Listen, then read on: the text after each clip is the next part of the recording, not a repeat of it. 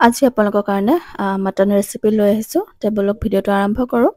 Welcome and welcome back to my Facebook page Shikha Bora Hazarika YouTube channel Shikha's ব্লগলৈ আপোনালোকক স্বাগতম জনাইছোঁ।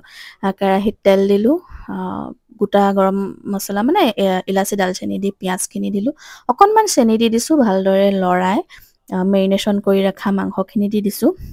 আৰু তাৰ পাছত দিছোঁ ইয়াতে আদা নহৰু পেষ্ট আৰু জিৰা আৰু শুকান জলকীয়াৰ পেষ্ট।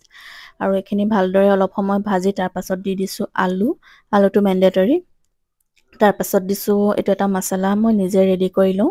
এই মছলাটোৰ ৰেচিপি আপোনালোকৰ কাৰণে মই দিম। আৰু জালুকৰ গুড়ি দিছোঁ, লগতে দিছোঁ এয়া কাজু পেষ্ট আৰু ভালদৰে ধুনীয়াকৈ ভাজিছোঁ।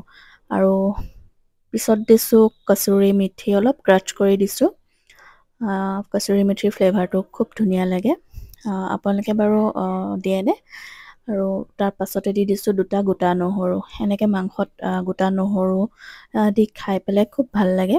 আৰু মই এইটো শিকিলোঁ মোৰ এজন দাদাৰ পৰা, আৰু খুব সুন্দৰ লাগে। আৰু এইফালে লোকেল চিকেন বনাই আছোঁ শাহুমাৰ কাৰণে, যিহেতু শাহুমাই ছাগলী মাংস নাখায়।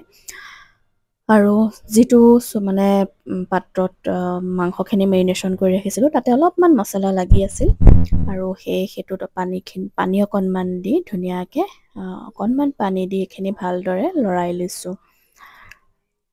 আৰু এতিয়া ইয়াতে প্ৰয়োজন অনুসৰি মই গৰম পানী দিম।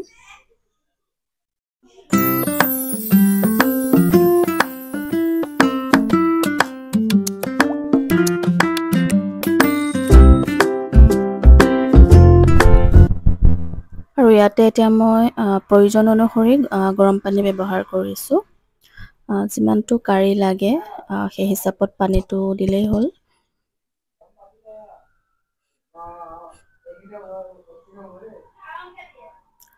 আৰু অকণমান ইলুটি শিলুটি কৰি দিছোঁ। আৰু এতিয়া এইখিনি ধুনীয়াকৈ কভাৰ কৰি সিজিবলৈ দিম। আৰু সঁচাই ইমান গৰমত আমাৰ মানে যিখিনি আমি হাউচৱাইফ হয় বহুত বেছি কষ্ট হয়। মানুহে ক'ব কিনো আছে, কয়েই বহুতে মানুহে যে কিনো আৰু ঘৰতে ৰন্ধা বঢ়া কামখিনিহে, কিন্তু ক'বলৈ গ'লে বহুত বেছি কষ্ট হয়। আৰু চাওক, মোৰ মটন কাৰী ৰেডি হৈ গ'ল। আৰু আপোনালোকে কেনেকৈ মানে বনাই মোকো আপোনালোকে শ্বেয়াৰ কৰিব বুলি ভাবিলোঁ।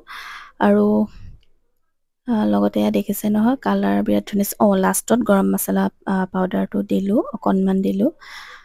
সেইটো ক্লিপটো স্কিপ হৈ গ'ল মোৰ। আৰু বাকী কেনেকুৱা লাগিছে খাই? বাৰু টেষ্টি লাগিছিল দেই। আৰু মাটনৰ লগততো পোলাও মানে কম্বিনেশ্যনটো মজা হয় ন। চ' পোলাও বনালোঁ। আৰু আনফালে এয়া মটন কাৰী।